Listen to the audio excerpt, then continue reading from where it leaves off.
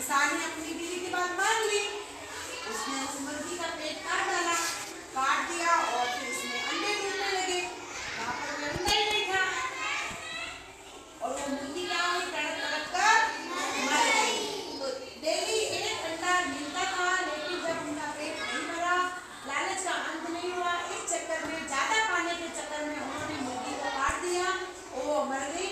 दोनों पति पत्नी हाथ मलते रह गए। तो इसी कहानी से हमें क्या सीख मिली? लालच बुरी बला है। ठीक है, अब तुम लोगों को कौन सुनानी है?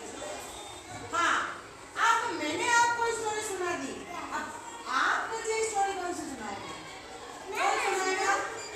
सुनाओ विद एक्सप्रेशन, एक्टिंग के साथ में। आओ आगे आओ।